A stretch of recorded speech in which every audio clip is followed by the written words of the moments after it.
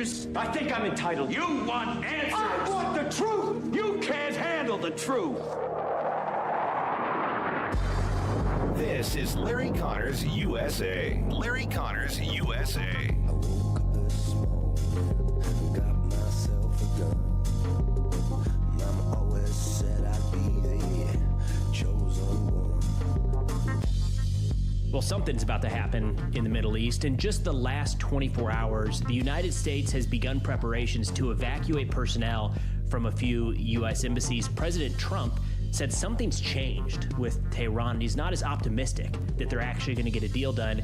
And then just earlier today, the Iranian defense minister threatened to attack U.S. military bases in the region. So let's get into what we know. Starting with some statements that just came out within the last couple hours. This was reported by the Associated Press, saying the State Department is preparing to order the departure of all non-essential personnel from the U.S. Embassy in Baghdad due to the potential for regional unrest, as according to two U.S. officials.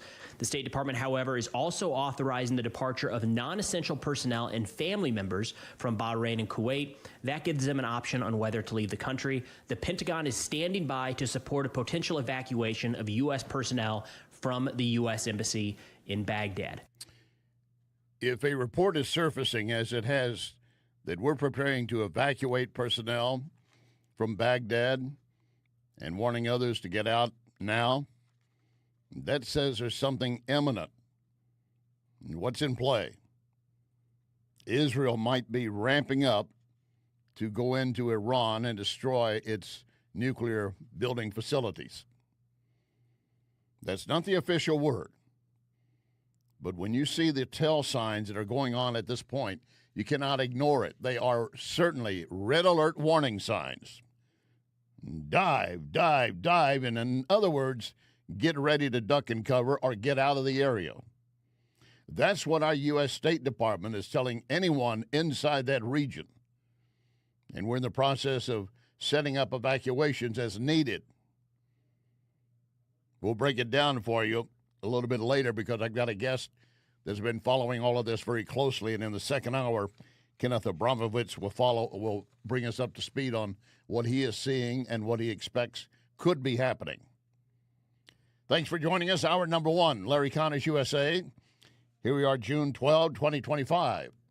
And reminding you, when we're on the air, we are streaming video. You can watch the program. Very easy.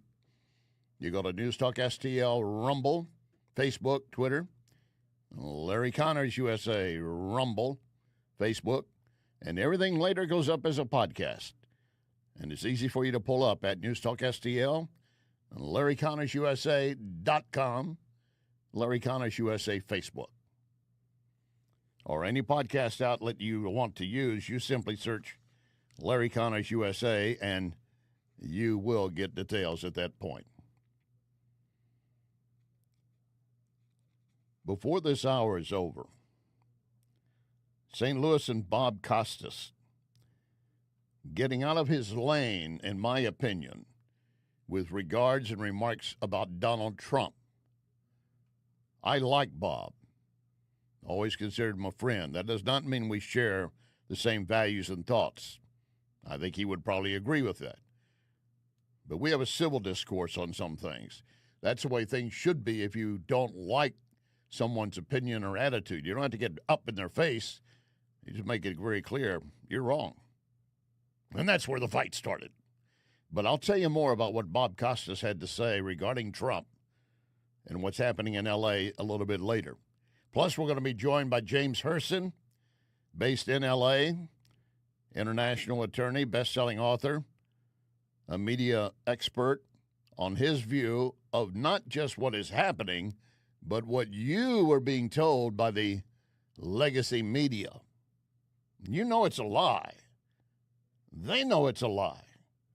But they think if we keep saying it enough, you'll buy it. You will not look at those burning cars as a riot situation. You'll look at it as just entertainment. And reminding you with Larry Connors USA, you're going to get news, analysis, opinion, and education. And when we finish this hour, You're going to be more informed on various subjects than you were before we started. As always, glad to have you with us. So before we go any deeper, there was a tragedy today that appears to be an accident happening actually overnight. An Air India flight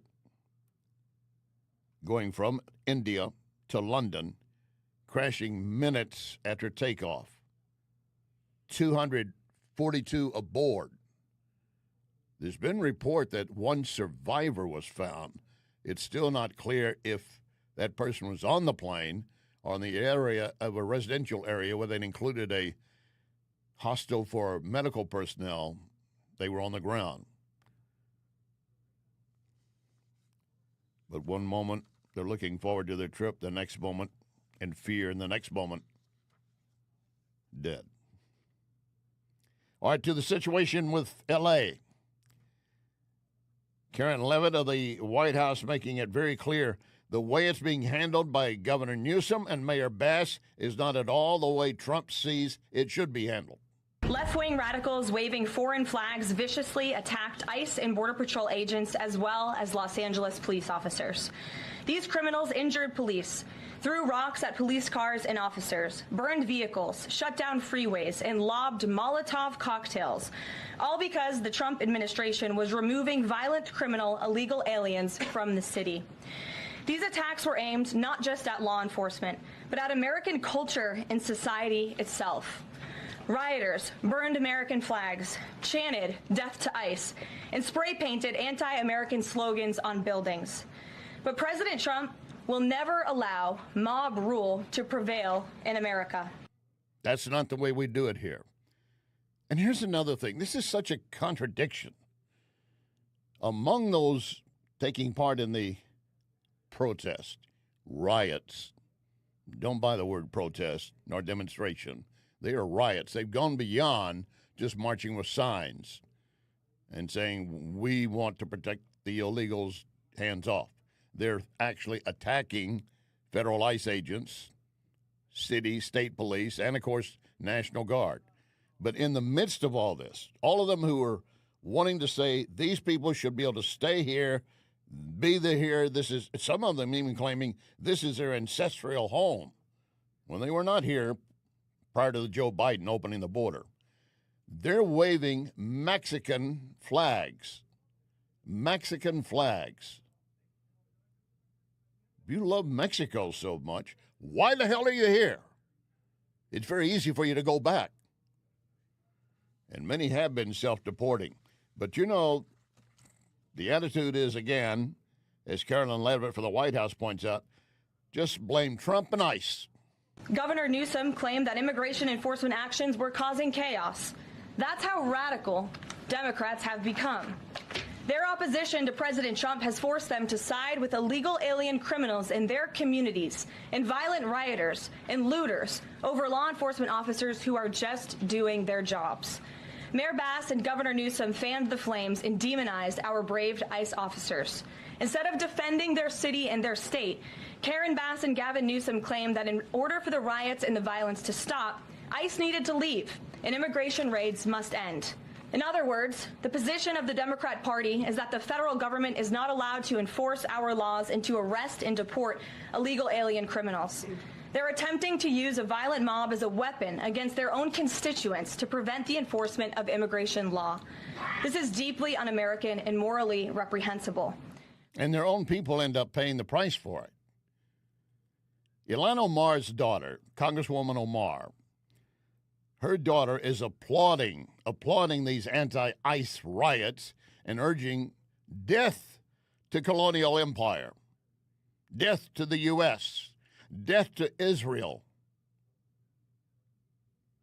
And all these people were rounding up, trying to get out of the country to protect American citizens.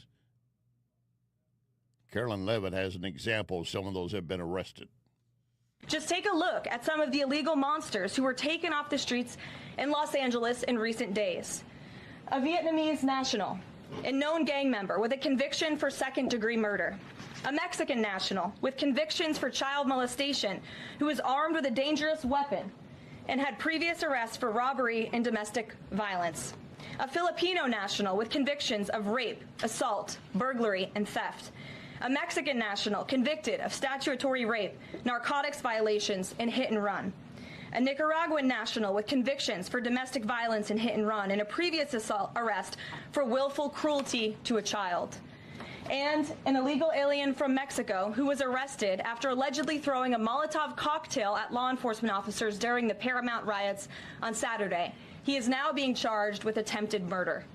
Law-abiding American citizens do not want these public safety threats living in their communities, no matter what Democrats like Karen Bass and Gavin Newsom may claim. And let this be an unequivocal message to left-wing radicals in other parts of the country who are thinking about copycatting the violence in an effort to stop this administration's mass deportation efforts. You will not succeed.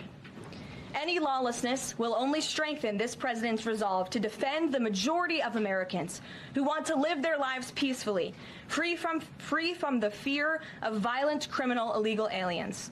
As President Trump said, order will be maintained and illegal aliens will be expelled from our country. Good. Good. And yet there are those out there that want to defend the kind of filth you just heard from Carolyn Levitt, child molesters, rapists. You want them living next to you? You want them in your house? You want them going to your children's school? The Attorney General's office announcing that the president's about ready to step up and use the Hobbs Act to go after some of these that have been looting, where they break into a store and just run, take everything. That has nothing to do. Looting should have nothing to do with illegal immigration. But it's the opportunity. And those breaking in and looting may well include U.S. citizens. But again, they're looking for an opportunity to commit a crime because law enforcement's tied up. Well, the Attorney General's office said, we're going to use a Hobbs Act to protect Californians under the Hobbs Act. If you loot a store, we'll charge you with robbery. You're looking at a maximum 20 years in prison. The Hobbs Act prohibits actual or attempted robbery to extortion affecting interstate or foreign commerce in any way or any degree. That'll be a new block of bricks to drop on them. In the meantime, we've had sanctuary governors and mayors testifying on Capitol Hill today, and every one of them washing their hands. They're washing their hands of all the blood and everything and all the blame. And, of course, you know who they accuse. They're accusing Trump of everything. Illinois Governor Pritzker. As I have consistently said, violent criminals have no place on our streets. And if they are undocumented, I want them out of Illinois and out of our country. And as we are reminded in Los Angeles this week, we can all agree that violence of any kind, whomever it is directed at, is unacceptable. People must be held accountable to the law. Illinois follows the law, but let me be clear, we expect the federal government to follow the law too. We will not participate in abuses of power. We will not violate court orders. We will not ignore the Constitution. We will not defy the Supreme Court. We will not take away people's rights to peacefully protest. We also respect and expect this administration to respect the traditions and legal precedent that dictate how and when our National Guard and military are deployed. As governor, I've had to make the difficult decision to call the Illinois National Guard into service. I have always done it in partnership with my local governments and law enforcement. Good for you. Good for you. You know how you can tell Governor Pritzker is lying? His lips are moving. And, of course, he wants to deny anything that he's done in the past to make his state and Chicago sanctuaries. In fact, he even testified under oath, we never pushed to have sanctuary city status. Recently, children, pregnant women, and others fled poverty, violence, and persecution, seeking asylum at our border. Some border state politicians chose to treat them as political pawns, busing them to states like mine and dropping them off in the dead of night in the freezing cold. Illinois chose a different path. Faced with a humanitarian crisis, our state made sure children and families did not go hungry or freeze to death. By doing so, we helped to maintain safety and order in Chicago. I applaud you for that, for taking care of those that were dropped off. I do. I don't want children starving or freezing. But all of this is under your watch, and you allowed, and they were sent there because you are a, quote, sanctuary city or state, and you claim, and suddenly you realize the border states, well, that now includes us. We've been trying to tell you that. Another example, New York Governor Hochul, as she's being questioned by Congresswoman Stefanik. Do you know who Sakir Khan is? You should, as the governor of New York State. Do you know? Refresh my recollection. He was an illegal migrant in New York. And do you know what crime he committed in addition to being here illegally? No, I do not. You do not. This was widely reported. He found a 15-year-old girl, threatened her with a metal pole, told her to get into the back seat of his car. He took her clothes off, and he violently raped her in Albany, New York. Do you know who Sebastian Zapita Khalil is? I'm sure you'll tell me there's many cases, whether they're These are high-profile cases. Yes. New Yorkers know about them, and you don't. So let's talk about Sebastian Zapita Khalil. Do you know who that is? I don't have the specific details at my disposal, no. Well, this is an illegal migrant in New York because of your sanctuary state policies. Do you know what crime he committed? I'm not familiar at this moment. I bet you're going to be familiar when I remind you. He found a sleeping woman on the subway, lit her on fire, and burned her alive. This is in Kathy Hochul's New York. And as I'm sure you are aware, and I'll remind you, that ICE issued an order to detain this violent criminal, but that was rejected by New York officials due to sanctuary state laws. And there sits Governor Hochul, prim and proper. I do not recall. I do not know that one. I'm sure you'll tell me. Whether or not she knew the name associated with each of the crimes, some of those names, if you're in the New York area, they're burned into your head. For the rest of us, we may not know the names, but we certainly damn well remember the crimes. And Hochul's attitude is like the other sanctuary city mayors and governors. We didn't cause this. Coming up direct from L.A., James Herson, one of the few conservatives you can find in California, deep into the media business. I want his take on all of these, how shall I frame it? Peaceful demonstrations? I can't wait for James' reaction. Lock and load, ready on the right.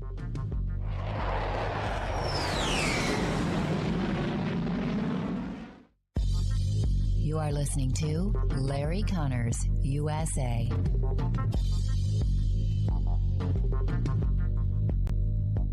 In all these years that Wellington Environmental has been my sponsor, I've never mentioned their duct cleaning services. Allergy season is here, and Wellington crews clean air ducts daily in homes and commercial buildings, also cleaning air handling units and diffusers in commercial facilities. Why? Well, because people will see black dirt and mold on the vents, or they are actually suffering from allergies. Don't be fooled by low-cost duct cleaning providers saying they charge only per vent, because once they get on site, the price will skyrocket. Wellington does not do this, never has. Wellington will give you an estimate, and you say Larry Connors, and immediately you get a 20% discount. Call Cindy, 314-644-4930, 314-644-4930. Make your home and business better, safer with Wellington. Be well with Wellington. Ackerman Toyota is #1 in sales for 2024. That is 2 years in a row. It's really no surprise. Ackerman has the largest customer lounge where you can relax, take your time choosing new or premium pre-owned. Ackerman at Hampton and 44. AckermanToyota.com. Thank you for making Ackerman Toyota #1 2 years in a row. AckermanToyota.com. Ackerman Toyota for life.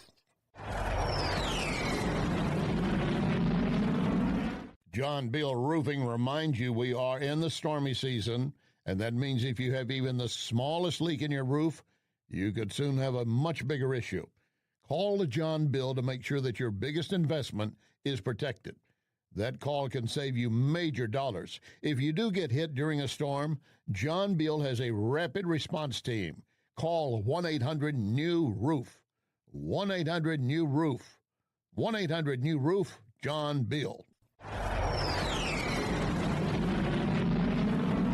The Oak Street Inn and Lounge has some great news. The Speakeasy will now be open on Sundays, starting at 2. Open to the public. Great for those in the industry who'll want to enjoy a Sunday fun day.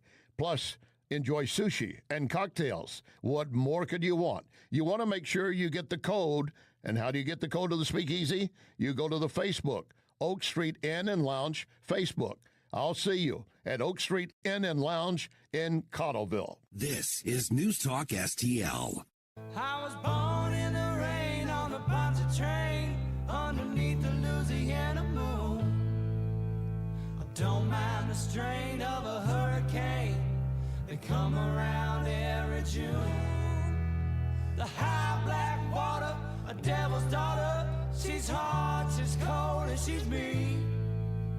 But nobody taught her it takes a lot of water to wash away New Orleans. This is Larry Connors USA. Larry Connors USA. Well, as I mentioned going into the break, my guest we've had on numerous times before. He's a well-known international lawyer, also book author. He's deep into the media events as well. Based in L.A., James Herson. How is the peaceful protest going for you out there?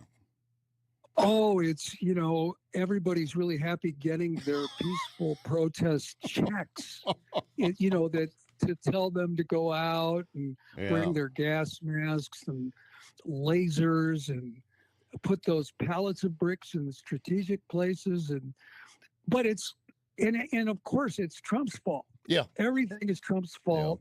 Yeah. It's just so easy. One of the most amazing things, Larry, that has happened. We have layers of government out here, and the LA County supervisor I was asked, how come you didn't impose a curfew, when police cars were burning, cops were getting injured, stores were being looted? How come you didn't institute a curfew? Well, we have to prepare before we institute a curfew. Well, you didn't institute a curfew for 4 days. You know what I mean? So it's crazy, and it's like, and the celebrities out here, they're so invested in wokeism.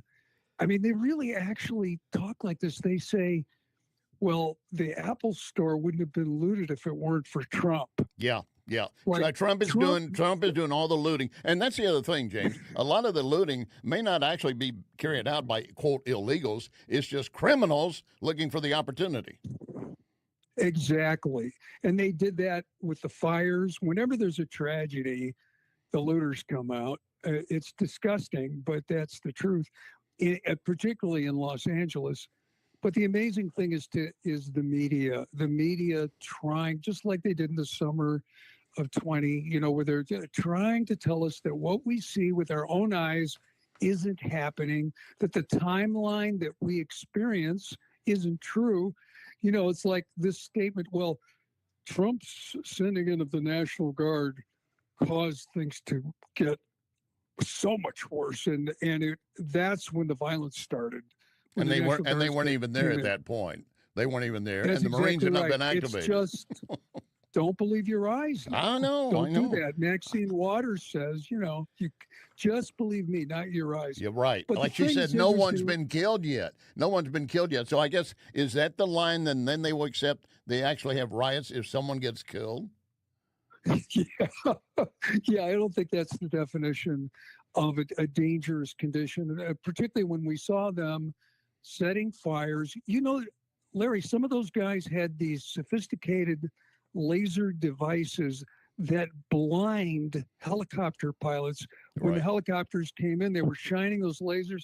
I mean, the amount of money that was spent, the amount of organization, that's why I'm so gratified to hear, especially Josh Hawley, Senator Hawley's been out there, but that they are going to investigate this. Tulsi Gabbard says, the intelligence organizations are going to investigate. We need to find out the financing and organization. And this has been the game plan of the left since the birth of communism. This euphemism, no offense, President Obama, but, community organizer, that's what Saul Alinsky taught. But it wasn't, that's a homogenized name. Community organizer means agitator, means creating riots. That's what they do. And right now, the Democrat Party is so desperate. These left-wing organizations have every incentive. They started in L.A., but now they're in Chicago, they're in Dallas. They're all over. I'm looking at a map showing them down in Texas, Georgia, and elsewhere. And that's just now. Waiting until Saturday for the president's birthday and honoring our 250th anniversary of our military. They're going to use that as another reason to go after more riots. Oh, yeah, and they've taken out full-page ads in newspapers across the country thanks to the Walmart heiress. Right. We call her heiress. I think she's in her 70s. But, so she's a woke wacko that has provided her. I mean, she's a billionaire, so she's providing money for this by putting these ads in. But the thing is, they've already uncovered a union. They've uncovered some nonprofit NGOs that have been funding this. But these are cutouts. So they're going to have to go deeper and find out who's donating to those cutouts. And that's going to be a series. This is a job for Doge, actually. We need that guy, the big anatomy guy, to get in there. And it may well happen. I have complained about the NGOs all through the Biden years. Who are these people? Where's the money going once it's given to them? They're not spending that kind of money to house people overnight and then put them on a bus to somewhere, whatever. So we know that's involved. And now I want to get another take.